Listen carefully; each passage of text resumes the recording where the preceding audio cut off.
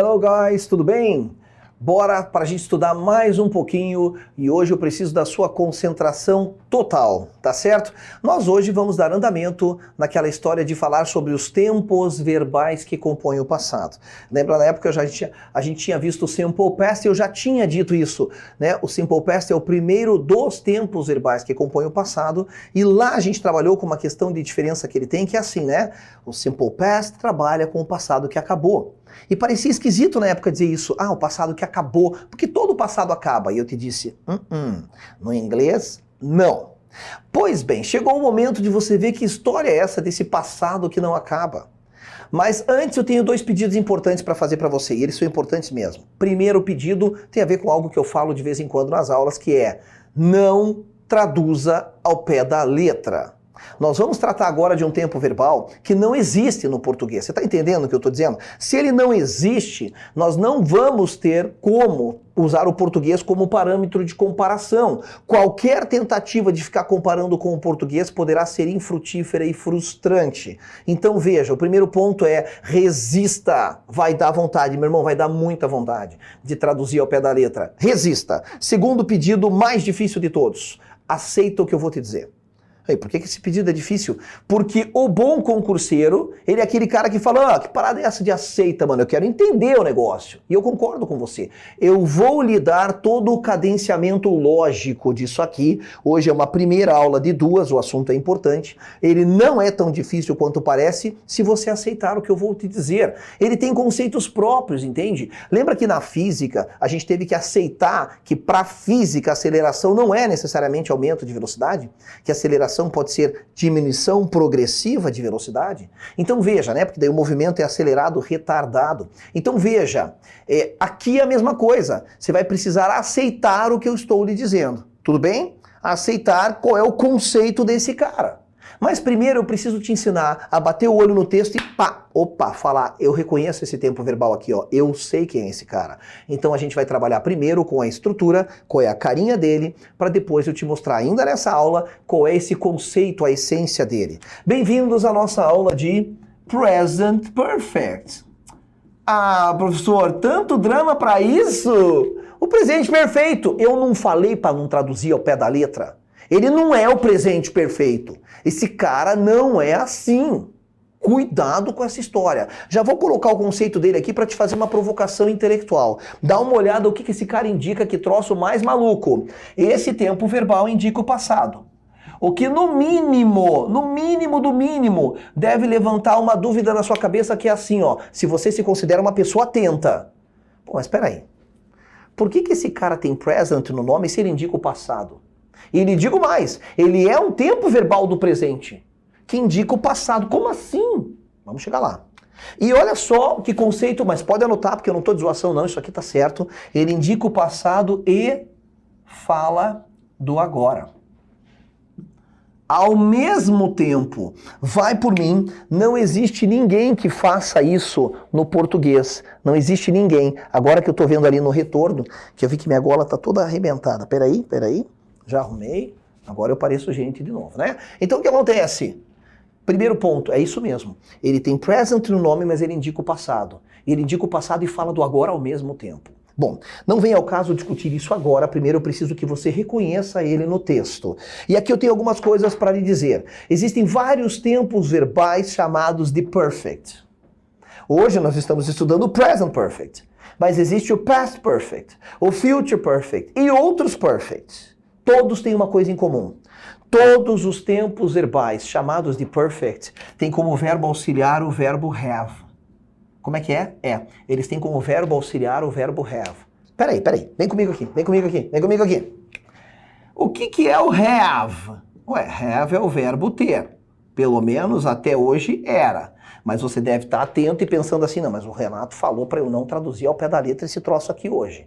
Vamos entender uma coisa? Eu estou lhe dizendo que esse cara é um verbo auxiliar. Eu vou deixar marcado aqui para tu não esquecer, ó. Ele é um verbo auxiliar. Todos os tempos verbais chamados de perfect têm como verbo auxiliar o verbo have. Mas o que é um verbo auxiliar? Vamos nos pautar no que a gente já estudou? Deixa eu fazer um raciocínio com você, porque o conteúdo está lá. Deixa eu fazer um raciocínio. Quando nós estudamos lá no Simple Present, a gente aprendeu a falar eu gosto. Eu gosto não é I like? Tá. E eu não gosto não é I don't like? Pois bem, e como eu perguntava, você gosta? Não era assim? Eu estou indo rápido aqui porque a gente já viu isso e você pode voltar nessa aula a qualquer momento. Da onde surgiu esse don't? Ele surgiu da junção de do mais not para fazer a negativa. Ele ajuda o verbo a ir para a negativa. Ele é um verbo auxiliar. Da onde surgiu esse do? Porque em toda pergunta no inglês alguma coisa passa para frente. Então ele passa para frente porque ele é um auxiliar do presente, caracterizando uma pergunta no presente. Nessa época eu já comecei um macetinho que eu sabia que eu ia precisar. Nessa época eu comecei um macetinho que dizia assim, ó. Qual é a tradução? Qual é a tradução mais comum do verbo do? Não é o verbo fazer? Eu digo a mais comum porque ele pode ter várias traduções. Mas eu fiz assim, bem assim com a minha mão, ó. Quando um verbo qualquer, ó. Quando um verbo qualquer entra numa frase para ajudar outro, ou seja, ele está fazendo o papel de auxiliar, ele perde o seu significado. Lembra disso? Isso aqui não tem nada a ver com fazer. Significa simplesmente eu não gosto. Isso aqui não tem tradução de nada. Significa simplesmente você gosta? Então a gente já sabe há algum tempo que quando um verbo qualquer faz papel de auxiliar, ele perde a sua tradução. Pois bem, hoje eu estou lhe dizendo que o verbo have é um auxiliar. Ele é um auxiliar. Se ele é um auxiliar, qual é a tradução dele? Nada, nothing, niente, rien. Vou precisar falar em outra língua para você entender. Nada, nothing, niente, rien. Ele não tem tradução de nada, ele é mero auxiliar. Ele perdeu a tradução dele, razão pela qual eu pedi uma vez para você não traduzir esse cara ao pé da letra, embora vá dar vontade. Então, todos os tempos verbais chamados de perfect vão ter como verbo auxiliar o verbo have. Agora vamos lá. Por que é que esse cara tem present no nome se ele indica o passado? E a primeira razão é a seguinte: é porque ele usa o auxiliar dele na forma do presente. Ele usa o auxiliar dele na forma do presente. Eu vou correr para o outro lado do quadro enquanto o Thiago me alcança e vou preparando o quadro. Olha só, olha só. Então vamos lá. Olha isso aqui. Quando nós estudamos Simple Present, a gente estudou que somente no Simple Present existia uma tal de regra do S. É só lá mesmo. E essa regra do S era só para he, she, it. Lembra disso? Por exemplo, vamos pegar aqui um verbo que seja um exemplo para você lembrar, tá? Por exemplo, o verbo work. Ó, work. I work, you work, he, she, it works. Lembrou, né? Essa regra do S só existe no presente. Mas então, o que eu estou lhe dizendo? Eu estou lhe dizendo, fica paradão aí, Tiagão. Eu estou lhe dizendo que este cara, esse tempo verbal, utiliza como verbo auxiliar o verbo have. E uma das razões pelas quais ele tem present no nome, embora ele indique o passado, é porque ele usa este auxiliar na forma do presente. Então eu vou pegar este auxiliar aqui, ó, e eu vou jogar ele aqui dentro. Eu vou jogar ele aqui dentro para ver o que acontece. Vamos lá? I have, you have, he, she, it. Então, na verdade mesmo, esse cara não tem só um auxiliar, ele tem dois, o have ou o has, porém o has será usado para he, she, it. Opa, agora vamos lá, Tiagão, vamos lá para a nossa fórmula. Então aqui eu vou ter dois auxiliares, ó. Eu vou ter dois auxiliares que irão influenciar o verbo que vem depois.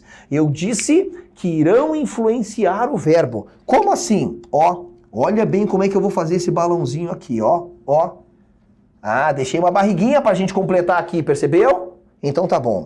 Bom, feito isso, tá quase pronta a estrutura desse cara aqui, ó. Agora vamos lá, vamos entender outras coisas aqui. Tranquilo, né? Porque se você parar pra pensar, eu falei muito até agora na aula, mas eu disse muito pouco. Eu falei muito, mas eu disse pouco. Tô te falando de um tempo verbal que não pode ser traduzido do português, não existe no português. tá? Ele não existe. Ele tem como auxiliar o verbo have ou has, que vai empurrar esse verbo para uma outra forma, e ele é um tipo de tempo verbal que se refere ao passado. Acabou, foi só isso que eu disse. Agora vamos lá.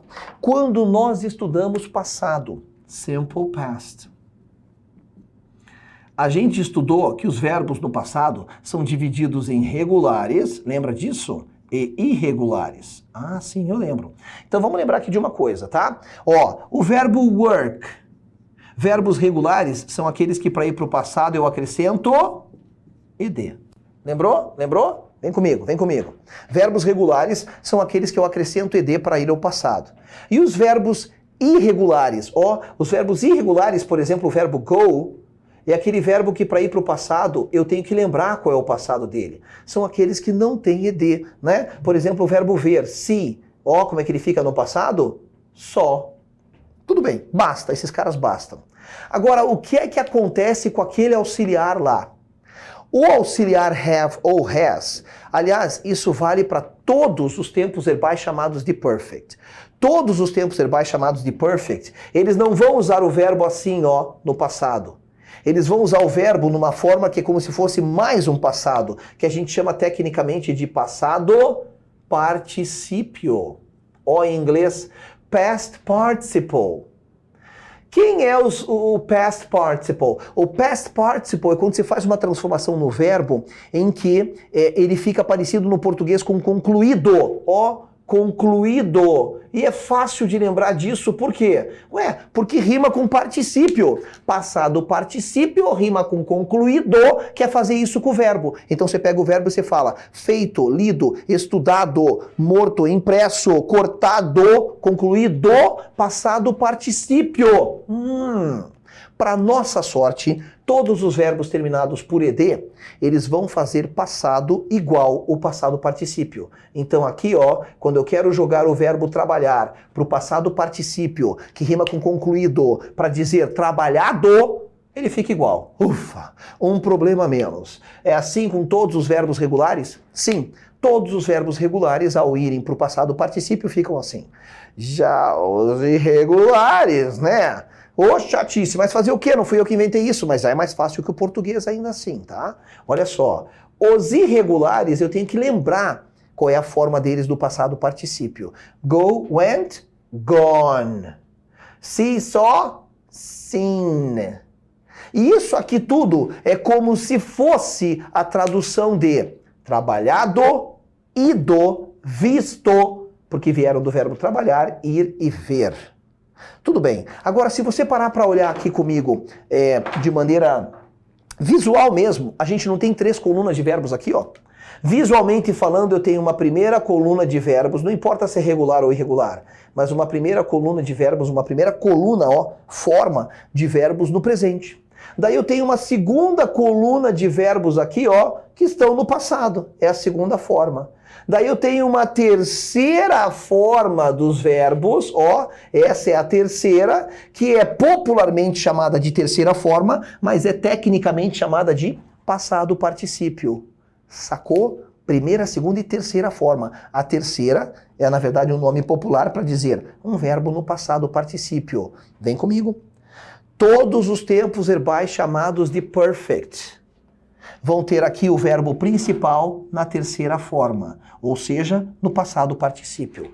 Todos os tempos verbais chamados de perfect. Mas você também pode decorar o seguinte, que o have e o has, quando eles são auxiliares, eles empurram o verbo para esse passado particípio.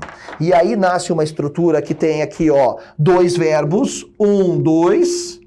E você já está cansado de saber que toda estrutura verbal formada por 2 ou mais verbos, só mexo no primeiro para fazer negativa e pergunta. Mas por que eu só mexo no primeiro? Porque afinal de contas esses são os auxiliares. É o auxiliar que vai para a negativa para ajudar o verbo a ir para a negativa, é ele que passa para frente para fazer pergunta. Portanto, agora a gente já pode fazer um exemplo aqui.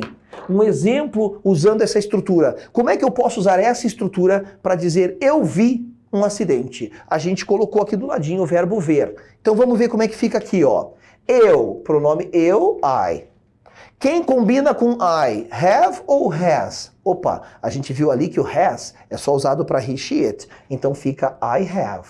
I have. Beleza. I have o quê? Ó, verbo na terceira forma, verbo ver. I have seen an accident. Pronto.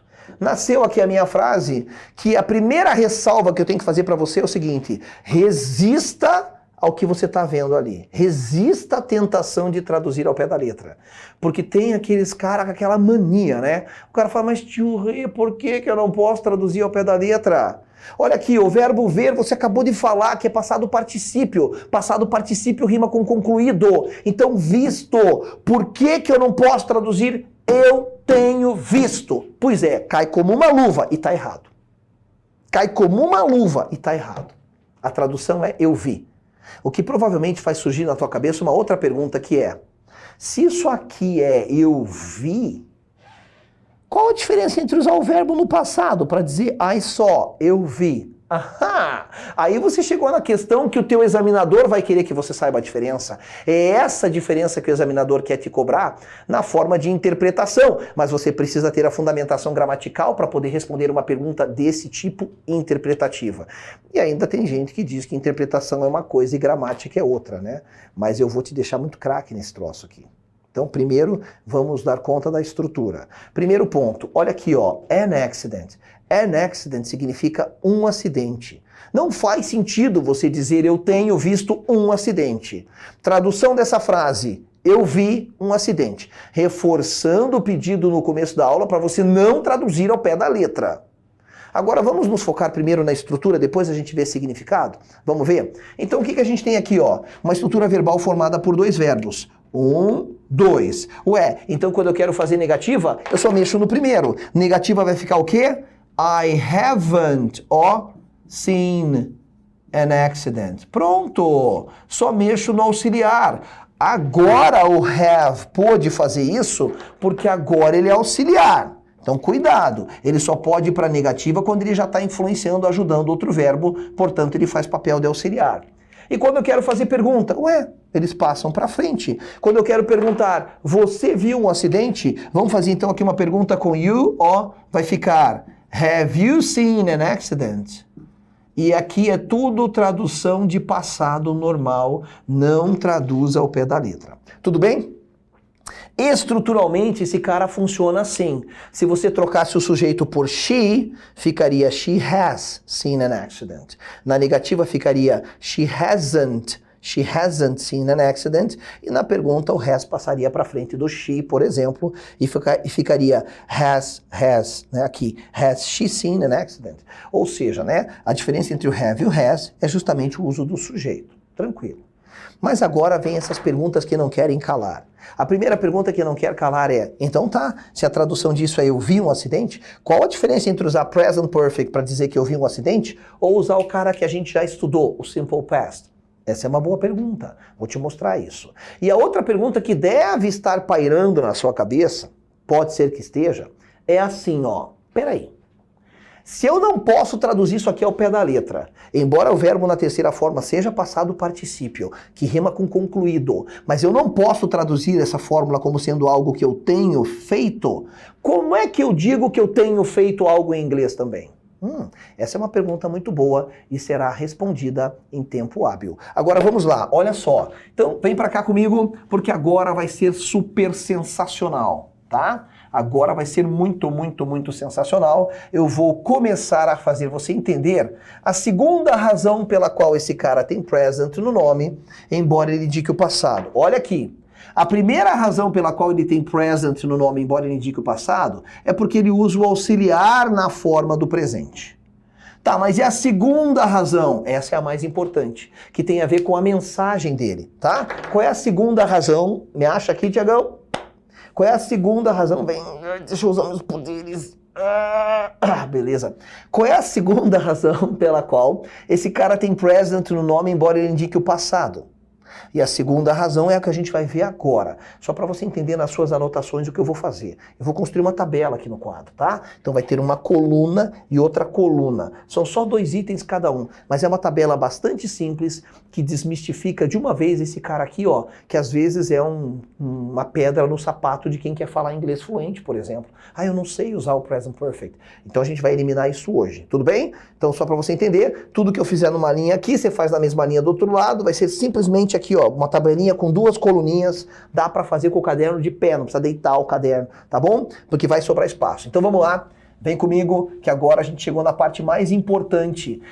Esse tema de Present Perfect, queridos, eu vou usar 2 aulas para ele, tá? Então tem essa aula introdutória e tem a próxima. Mas, de fato, essa introdutória é a mais importante, porque é aqui que agora você vai entender o conceito.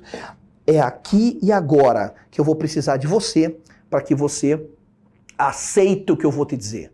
É aqui que chegou aquela parte do aceita o que eu vou te dizer. Esse é um tempo verbal que não existe no português, portanto, tu precisa aceitar o que eu vou te dizer. Bom, de um lado, Simple Past, que a gente já estudou. Do outro, na mesma linha, imagine aqui, ó, né? Imagine que essa linha do meu quadro aqui está dividindo a coluna, tá? Essa linha do quadro, não vou nem precisar escrever. E aí a gente tem a outra coluna aqui, ó. Tá bom.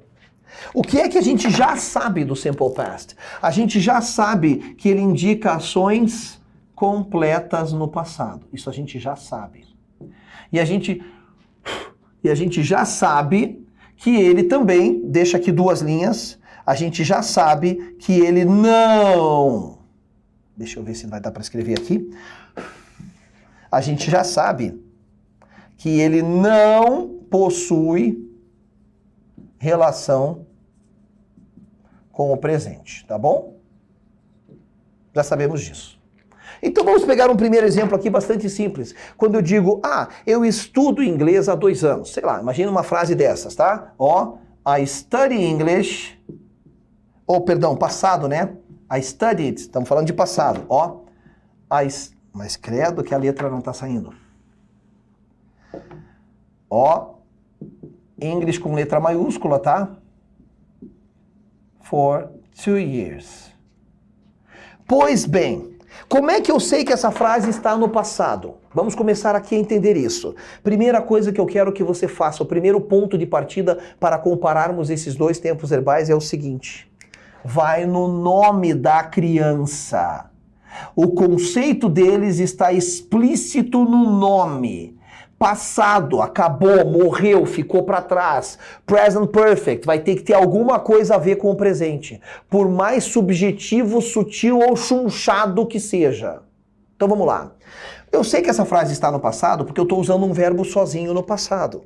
I studied English for 2 years. Opa, que ótimo. Então o que é que isso quer dizer? Você lembra que uma ação completa no passado indica uma ação que começou e terminou.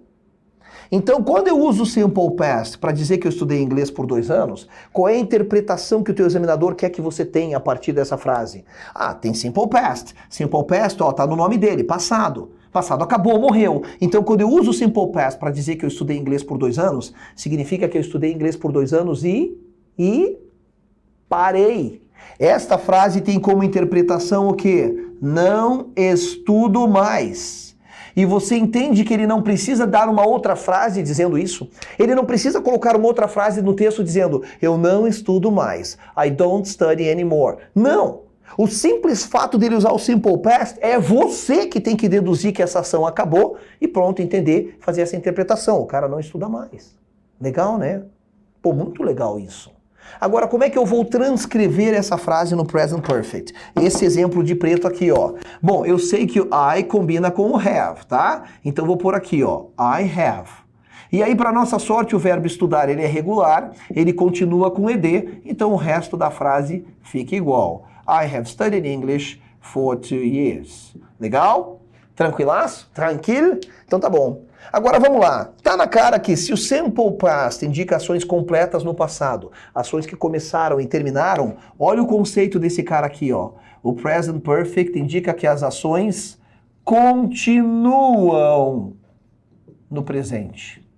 E eu pus esse continuam no presente entre aspas para você não confundir com Present Continuous, né? Quando eu digo que as ações continuam, não significa que elas estão acontecendo agora, hein? Não vai me confundir com present continuous que a gente já estudou, que é quando eu digo estou falando com você, I am talking to you, tá? Não. Então veja, agora eu já reconheço a estrutura. Agora eu já sei que quando eu tenho have seguido de um verbo na terceira forma, isso aqui é present perfect. Mas qual é a mensagem por trás dessa frase? Quando eu uso o present perfect para dizer I have studied English for 2 years, significa que eu comecei a estudar 2 anos atrás e eu ainda estudo. Essa é a interpretação que ele quer aqui de você. Eu ainda estudo o inglês, tá? Aqui inglês, né? Não sei se eu falei francês, mas vamos lá. É isso. Então essa frase equivale ao que a gente diria no português. Eu estudo inglês há 2 anos, indicando que eu comecei há 2 anos atrás, portanto passado, mas eu continuo fazendo. Aliás, isso é muito interessante, porque quando eu uso o present perfect, você sabe quando a ação aconteceu aqui, né? Porque veja, ó, eu estudo há 2 anos e a ação continua, significa que necessariamente você começou há 2 anos atrás. Mas aqui não. Olha outra questão interpretativa importante. Quando você diz, eu estudei inglês por 2 anos usando o simple past, significa que eu estudei e não estudo mais. E tem uma outra interpretação. Nessa frase, não dá para saber quando. Porque ela só está dizendo que você estudou por 2 anos e parou. Mas ela não indica se foi dos 10 aos 12 anos de idade, se foi dos 21 aos 23, se foi dos 25 aos 27. Ela só está dizendo que você estudou por 2 anos e parou em algum momento do seu passado. Tá entendendo quanta interpretação que envolve isso? E eu sei que você não vai esquecer, porque está no nome deles. Pô, passado, acabou, morreu. Present perfect. Alguma relação com o presente tem que ter, que nesse primeiro caso é uma relação de continuidade. A diferença mais importante vem agora. Vem agora. É daqui que vai nascer as perguntas que vão nascer as perguntas da sua prova. O simple past não possui relação com o presente, tudo bem? Então quando eu digo I broke my arm, ó, eu quebrei meu braço, tá? I broke my arm. Eu sei que essa frase está no passado, porque broke é o passado de break, verbo sozinho no passado, caracteriza simple past. Mas qual é a interpretação por trás disso?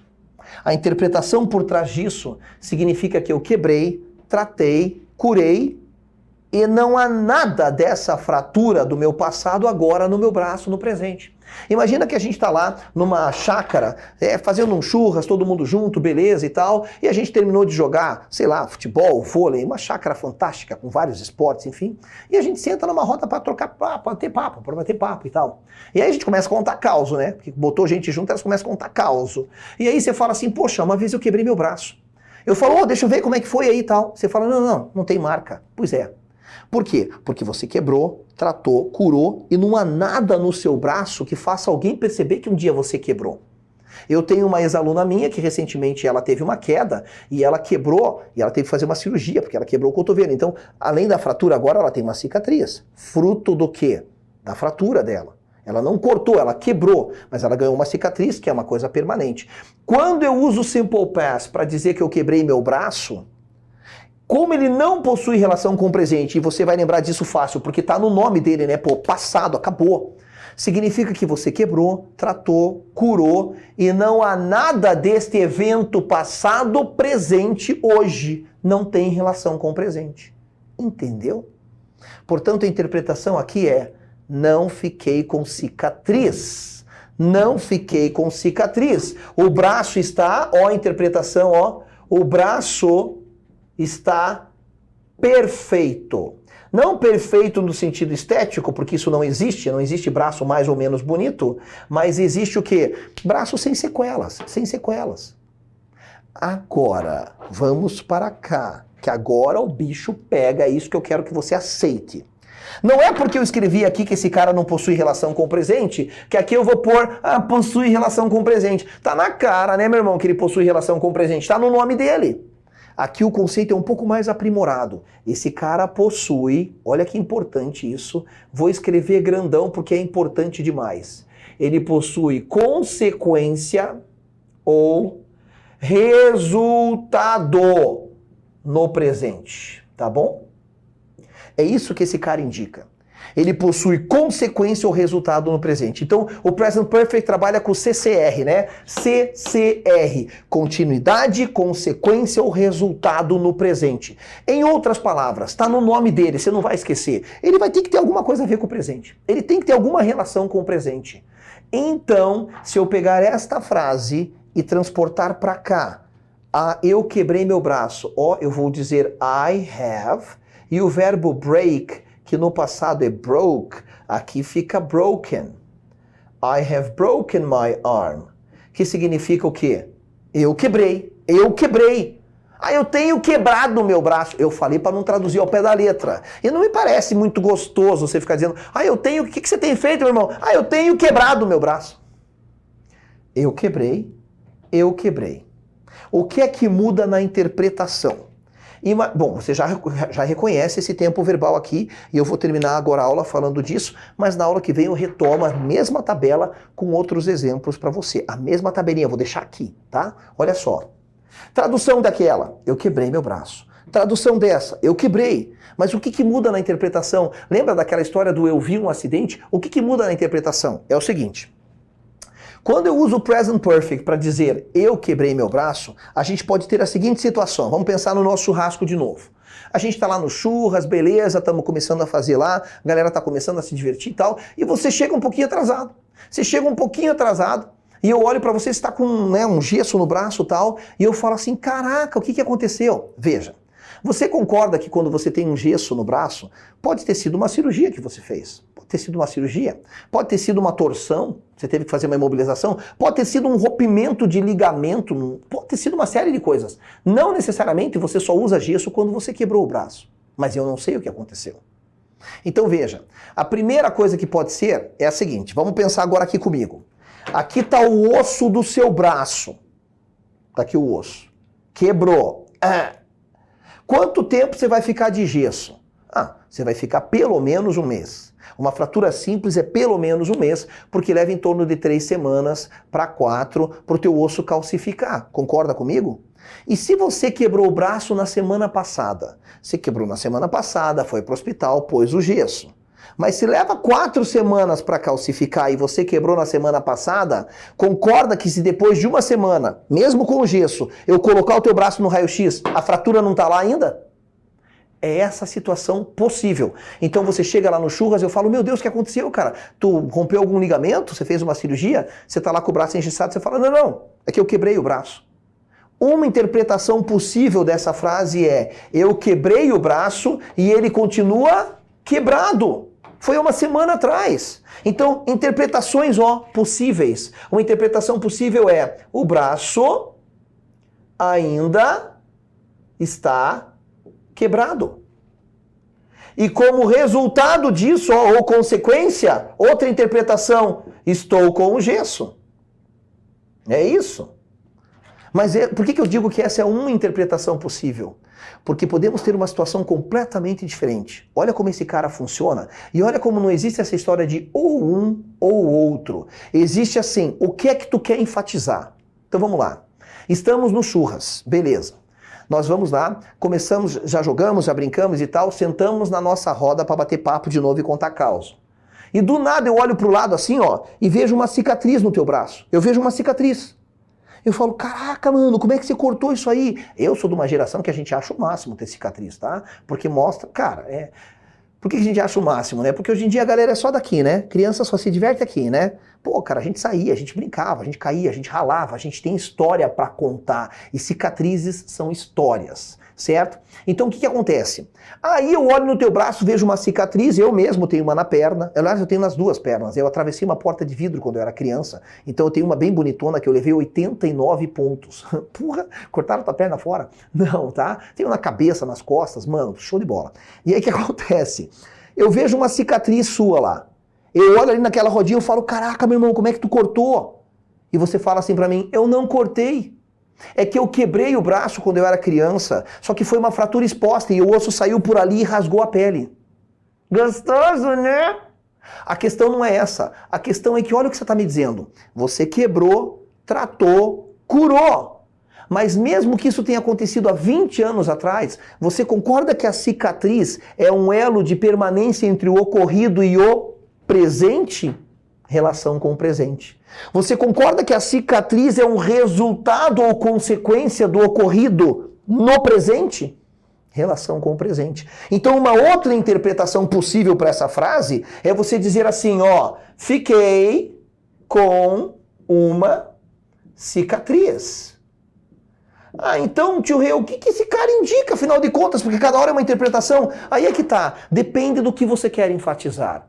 Mas ele sempre vai indicar algum tipo de passado que possui ou continuidade, ou consequência, ou resultado no presente. Aí vai de você querer enfatizar essa consequência ou resultado no presente. É isso. Então, quer dizer que toda vez que eu me cortei, se eu quiser dizer que eu me cortei e eu tenho uma cicatriz, eu vou ter que usar o present perfect? Sim. Sim, porque a cicatriz é um resultado do ocorrido lá atrás, hoje no presente. Eu arrebentei a minha perna, eu tinha mais ou menos uns 8 anos de idade, eu acho. Tá? Porque eu lembro que eu desmaiei pela hemorragia.